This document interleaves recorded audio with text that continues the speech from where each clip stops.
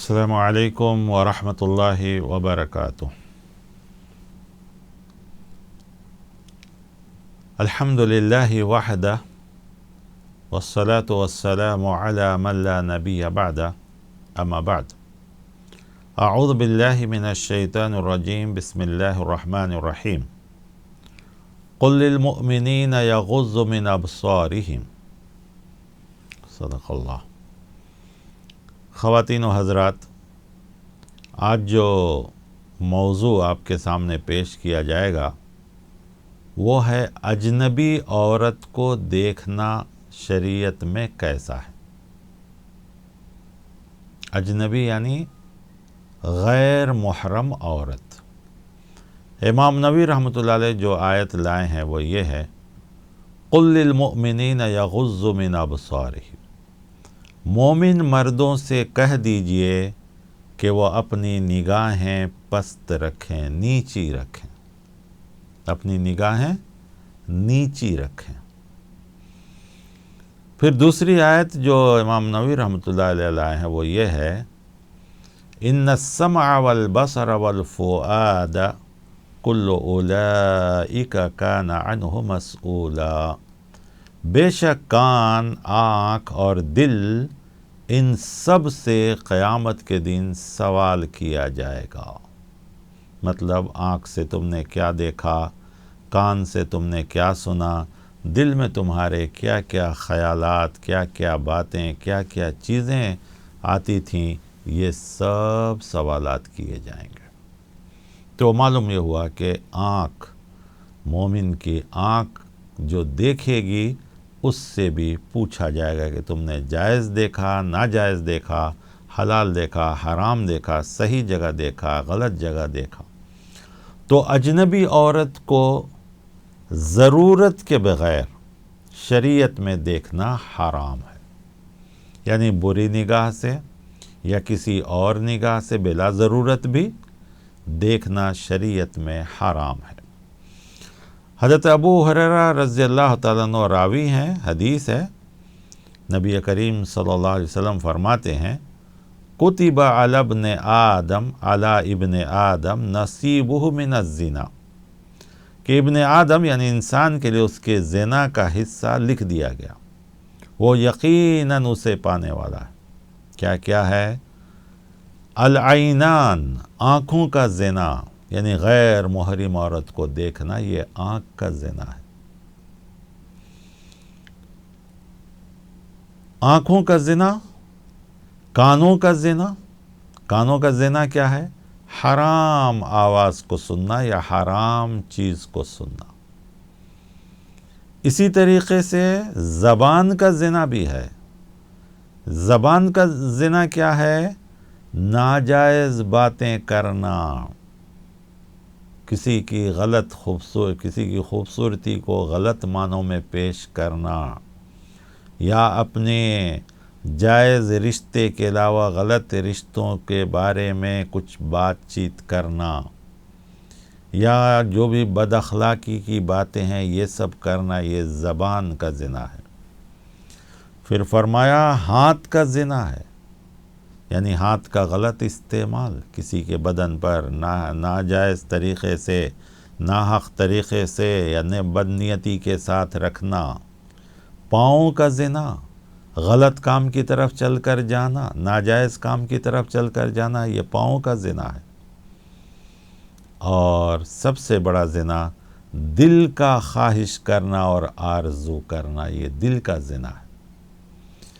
پھر جب یہ سب چیزیں ایک ایک سب سے پہلے آنکھ سے دیکھتا ہے، زبان سے اس کے بارے میں بات کرتا ہے، کان سے اس کے بارے میں سنتا ہے، دل سے اس کے بارے میں گمان کرتا ہے، ہاتھ پیر کو حرکت دے کر کوشش کرتا اس طرف جانے یا اس طرف پہنچنے، دل میں خواہشوں کو بڑھاتے جاتا ہے، پھر اصل زنا جو شرمگاہ کے ذریعے ہوتی ہے، آدمی وہاں تک پہنچ جاتا ہے۔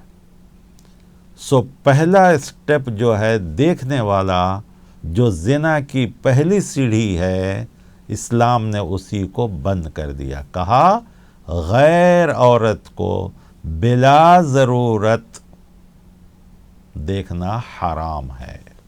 کہا اے ایمان والو، اپنی نگاہ نیچی رکھو. نیچی رکھو مطلب حرام چیزوں سے روک کے رکھو، روک کے رکھو. یہی سب سے پہلی وجہ بنتی ہے زنا کی یا کسی بھی گناہ کی.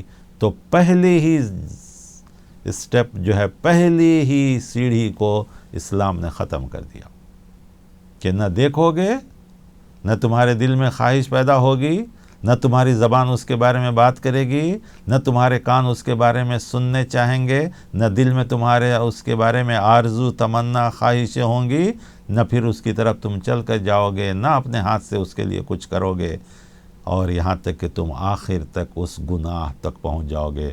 تو پہلے ہی راستہ کاٹ دیا، ختم.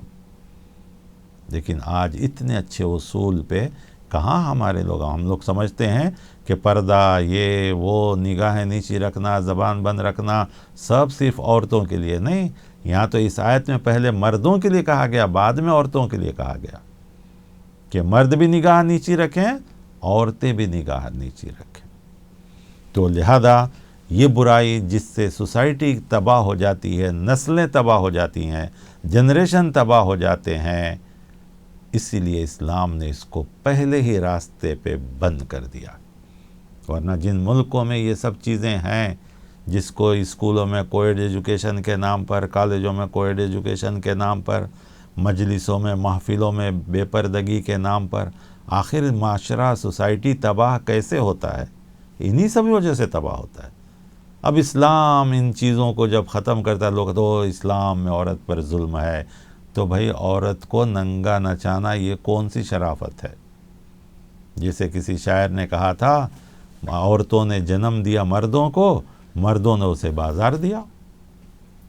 تو عورت اسلام میں ایک باحیا، با پردہ، با اخلاق، دنیا کی سب سے قیمتی چیز اگر وہ بیوی ہے تو، رحمت اگر وہ بیٹی ہے تو، ماں کے قدموں کے نیچے جنت، اس کے قدموں کے نیچے ہماری جنت ہے اگر وہ ماں بنتی ہے تو. تو اسلام نے عورت کو عورت کی نگاہ سے دیکھنے کے لیے نہیں کہا اگر بیٹی ہے تو رحمت کی نگاہ سے دیکھو، بیوی ہے تو ساری دنیا کی سب سے قیمتی چیز سمجھو، اور ماں ہے تو اس کے قدموں کے نیچے تمہاری جنت ہے. اسے خدمت کر کے، اسے خوش کر کے، اسے راضی رکھ کر، اس کی دعائیں لے کے تم اپنی جنت حاصل کرو. پھر اس میں اور بھی حدیثیں آئی ہیں کہ یہ زنا، یہ برائیاں، یہ ساری چیزیں کہاں کہاں سے، کن کن جگہوں سے پھیلتی ہے. اس کے راستوں میں سے ایک راستہ ہے، لوگ راستوں میں بیٹھتے ہیں، گپ شپ کرتے ہیں، باتیں کرتے ہیں، عورتیں وہاں سے آتی جاتی ہیں، پھر ان کے بارے میں گفتگو ہوتی رہتی ہے. تو سب سے پہلے کہا ایاکم والجلوس فی الطرقات، راستے میں بلا ضرورت بیٹھنے سے بچو، مت بیٹھو راستوں میں، منع کیا گیا. لیکن کہاں آپ جائیے مسلم محلے میں، رات کے 12 بجے تک نوجوانوں کی ٹیم، گولی ٹولی، یہ گلی وہ گلی، ایک ایک گلی میں الگ الگ. سب کہا گیا کہ یہ سب منع ہے، یہی سب برائی کی جڑ ہے. بد اخلاقی کی صرف زنا نہیں، بلکہ جتنے بھی اخلاقی باتیں ہیں، اخلاق کے خلاف کام ہیں، سب انہی ٹولیوں سے ہوتی ہے. ساری خرابیاں انہی کی وجہ سے. دیر سے سونا، دیر سے اٹھنا، کاموں میں سستی، کاموں کو نہیں جانا، یہ سب خرابیاں یہیں سے شروع ہوتی ہے. دیکھیے شریعت نے کتنا اچھا اصول بتلایا. کہا ایاکم الجلوس فی الطرقات، راستے میں ہرگز مت بیٹھو. لیکن کبھی کبھی انسان کو ضرورت پڑ جاتی ہے، تو آپ صلی اللہ علیہ وسلم نے کہا ما لنا من مجالسنا بد نتحدث فیہا، کبھی کبھی اللہ کے رسول ہم کو ضرورت پڑتی ہے، ہم بیٹھتے ہیں.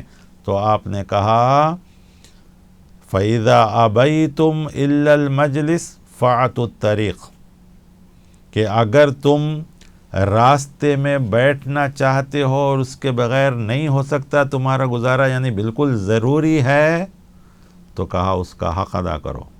صحابہ نے پوچھا اللہ کے رسول اس کا حق کیا ہے؟ آپ نے فرمایا غض البصر، نگاہ نیچی رکھو، اپنی ضرورت کی کام کرو، ضرورت کی بات کرو. وکف الاذی، نگاہ کو نیچی رکھو तकलीफ़ दह चीज़ों को हटाओ। व रद्दुस्सलाम, जाने आने वाले सलाम करे तो उनके सलाम का जवाब दो। वल अम्र बिल मारूफ, भलाई के काम करो। व नही अनिल मुनकर, बुराई से रोकना। खुद भी और दूसरे भी अगर रास्ते में बुराई करते हैं, हो सकता है तुम नेक नियति के साथ बैठे हो, अच्छे काम के लिए बैठे हो, दूसरे कोई बहाना बनाकर बैठे, या तुम ही 4-5 लोगों में से 2-3 अच्छे नियत से हो, 2 बुरे नियत से हो, तो उनको बुराई से बचाओ, नेकी के साथ रहने के लिए करो। देखिए कितना बेहतरीन सोसाइटी, कितना बेहतरीन माशरा बनाने के उसूल इन अहादीस में बतलाया जा रहा है। साथ ही साथ इन हदीसों में ये भी आया, जिसे हज़रत जरीर रज़ियल्लाहु अन्हु रावी हैं, रसूलुल्लाह सल्लल्लाहु अलैहि वसल्लम फरमाते हैं कि अगर तुम रास्ते में जा रहे हो, काम काज कर रहे हो, नामुमकिन है एक दूसरे को देखना, तो कहा गया कि सअलतु रसूलुल्लाह सल्लल्लाहु अलैहि वसल्लम अन नज़रिल फजअती, कि अगर अचानक नज़र पड़ जाए तो क्या देखते ही रह जाएंगे, घूरते ही रह जाएंगे? कहा नहीं, इस्रिफ बसरक, ठीक है, अचानक पड़ जाए नज़र फेर लो, अचानक नज़र पड़ जाए उसको वापस ले लो। ये नहीं कि हाँ नज़र पड़ गई तो अब उसे ही कंटिन्यू जारी रखें और सोचने लगें और ख़याल और ये और वो और सारी चीज़ें अपने ये बताते रहें, ये सब मना है। फ़ौरन नज़र को बटाओ, क्योंकि नज़र ही सबसे ख़राब चीज़ है। वन अबी सईद रज़ियल्लाहु अन्हु अन्न रसूलुल्लाह सल्लल्लाहु अलैहि वसल्लम क़ाल ला यंज़ुरु रजुलु इला औरतिर रजुल, मर्द को मर्द के सतर को ना देखे और औरत औरत के सतर को ना देखे, यानी दूसरे मर्द दूसरे मर्द के, दूसरी औरत दूसरे औरत के सतर, सतर कहते हैं उन आज़ा को जिनका छुपाना ज़रूरी है, तो इनको ना देखे। बहुत से मर्द कहते नहीं ना, हम तो सब मर्द लोग ही हैं, औरतें कहती नहीं पूरे तो औरतें ही, हम कैसे भी रह सकते, नहीं, ये भी गलत है, ये भी जो है मना किया गया है शरीयत के अंदर। वला युफ़्ज़िर रजुल इला रजुल फ़ी सौबिन वाहिद, एक चादर में मर्द मर्द के साथ न रहे, इसी तरह औरत औरत भी एक साथ एक कपड़े में न रहें, ये सब मना किया गया। इन सब चीज़ों से बचना है, यानी गैर मर्द गैर मर्द गैर मर्द, मियाँ बीवी हैं उनका हुक्म अलग है, ये सब गैरों के साथ कहा गया है। गर्चे कि वो दोस्त ही सही, और अगर भाई बहन भी हैं, बड़े हो गए हैं, तो उनको अलग रहना है 7-8 साल की उम्र से। भाई भाई भी हैं तो उनको भी अलग सोने के लिए इस्लाम में कहा गया है। गर्चे कि एक बेड हो, बड़ा हो, लेकिन सब के ओढ़ने के बिछौने, ओढ़ने की चादरें अलग अलग होनी चाहिए। एक चादर में 2 जवान मर्द या 2 जवान औरतें सोने से मना किया गया, हाँ अपने ही रिश्तेदार क्यों ना हो, लेकिन मियाँ बीवी के लिए वो चीज़ अलग है। तो इन सब चीज़ों से शरीयत ने, यानी जहाँ जहाँ भी बुराई के फैलने के असरात हैं उनसे मना किया गया, उनसे रोका गया, उनसे दूर रहने के लिए कहा गया। अजनबी औरत से तन्हाई में बात करना कैसा, ये भी गुनाह है। अकेले में एक मर्द और औरत बात करना मना किया गया। कोई भी 2 औरत हो जाए तो बेहतर है, और उससे जो है या तो पब्लिक में सामने, लेकिन सामने हो पब्लिक में भी हो, गलत बातें करना, बुराई की बातें करना, खा वो अकेले हो या मजलिस में हो या किसी के सामने हो, सब मना है। कोई ख़ास बात भी करनी हो तब भी देर तक अकेले में एक मर्द और औरत के लिए नाजायज़ है, यानी अजनबी मर्द और अजनबी औरत के लिए।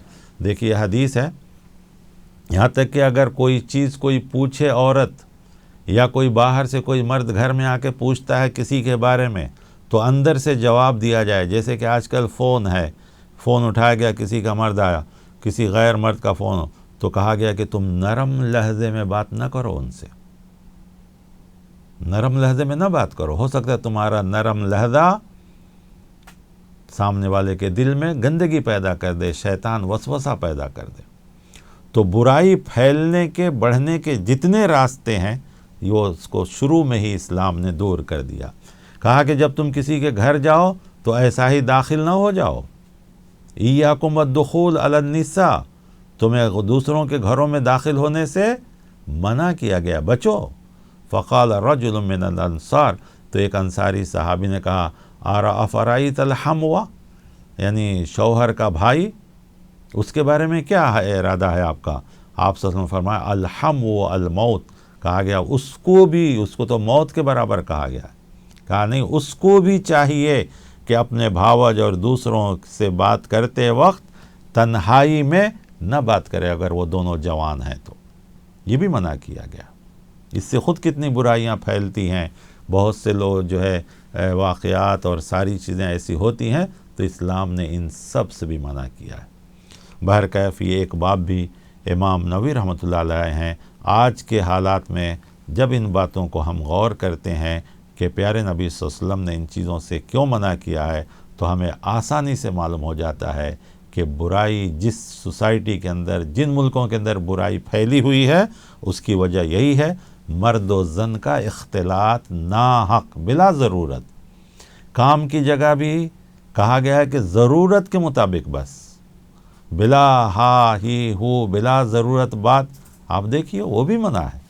آج کتنی برائیاں ان آئی ٹی کمپنیوں میں اور دوسری کمپنیوں میں ہو رہی ہیں، یا میڈیکل کے فیلڈ میں، یا ان جگہوں میں جہاں دونوں مل کر پڑھتے ہیں، ساری خرابیاں تو یہیں سے ہو رہی ہے۔ لہذا ہم تعلیم سے نہیں روکتے ہیں، ماحول بھی بنا کے رکھیے، اچھے ماحول بنا کے رکھیے، اچھا ماحول بنا کے رکھیے، اچھی تعلیم دیجیے، اور صرف تعلیم سے نہیں ہوتا ہے، اصل چیز تربیت ہے، اس سے بچانا چاہیے۔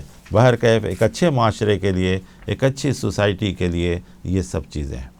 اسی باب میں ایک اور باب امام نووی رحمۃ اللہ علیہ لباس کے تعلق سے، کہ مرد کو مرد کا لباس استعمال کرنا چاہیے، عورتوں کو عورتوں کا لباس اختیار کرنا چاہیے۔ مرد کو کبھی بھی عورتوں جیسا لباس نہیں، اور عورتوں کو کبھی مردوں جیسا لباس اختیار نہیں کرنا چاہیے۔ اس پر بھی اللہ کے رسول صلی اللہ علیہ وسلم نے لعنت فرمایا ہے۔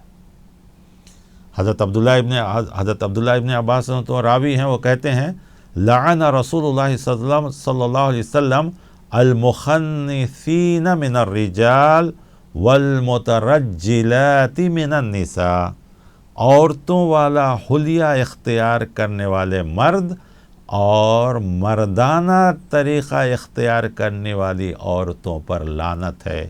یہ صرف لباس میں نہیں، بات چیت میں، رہن سہن میں، اٹھنے بیٹھنے میں، ہر چیز میں بھی مرد کو مرد کے جیسا، عورت کو عورت کے جیسا ہونا چاہیے۔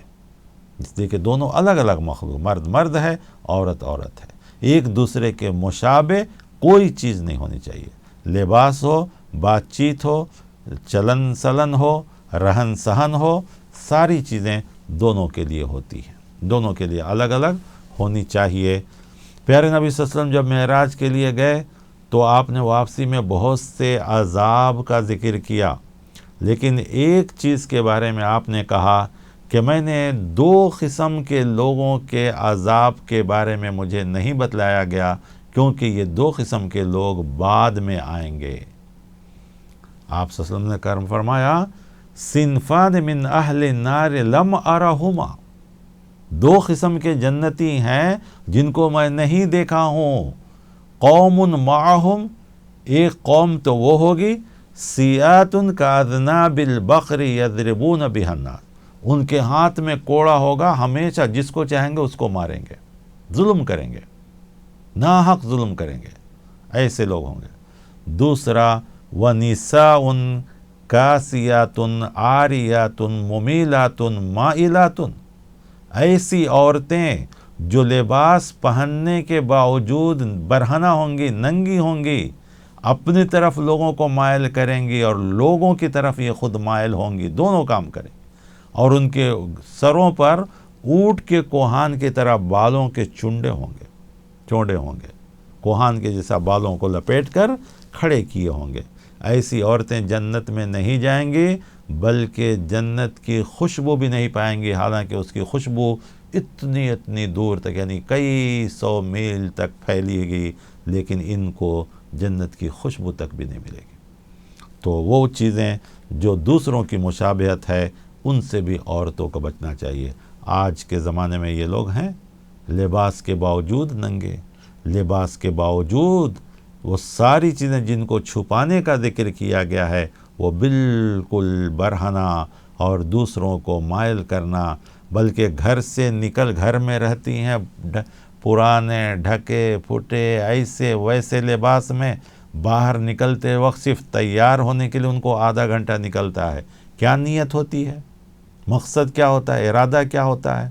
سب کچھ دوسروں کو دکھانا، دوسروں کو اپنی طرف مائل کرنا۔ کتنی چیزیں آج مہنگی بکتی ہیں صرف میک اپ کے سامان۔ سب سے زیادہ مہنگی چیزیں آج کھانے کی چیزیں اتنی مہنگی نہیں ہیں جتنی میک اپ کی چیزیں مہنگی ہوتی ہیں۔ اور یہ میک اپ کس لیے؟ تاکہ لوگ سوسائٹی میں سمجھے کہ فلاں یہ وہ، نعوذ باللہ۔ اگر ان کی نیتیں یہ ہیں تو یہ حدیث کیا صحیح نہیں فرمایا آپ صلی اللہ علیہ وسلم کہ وہ لوگ آخر زمانے میں آئیں گے جو ابھی نہیں آئے ہیں، گویا لباس باریک یا لباس ٹائٹ یا لباس چھوٹے، یہ سب آپ ہی ہیں۔ اور پھر بالوں کا طریقہ آج دیکھیے کہ کس کس طریقے سے بال کو کیسے کیسے رکھ کے مجلسوں میں آتے ہیں۔ صرف ناچنے گانے والے نہیں، ان کو دیکھ کر چلنے والے بھی بہت سے لوگ ہیں۔ تو یہ سب آج وہ جو ہے طریقے ہیں جو آج کے زمانے میں ہیں۔ اللہ تعالیٰ سے دعا ہے کہ اللہ تعالیٰ ہماری نسلوں کو، ہمارے مردوں کو بھی اللہ تعالیٰ آنکھوں کا پردہ عطا فرمائے، عورتوں کو بھی جو ہے ہر قسم کا پردہ عطا فرمائے، اور ان غلط مجلسوں سے ہمیں بچنے کی توفیق عطا فرمائے۔ آمین۔ وصلی اللہ علی النبی، والسلام علیکم ورحمۃ اللہ وبرکاتہ۔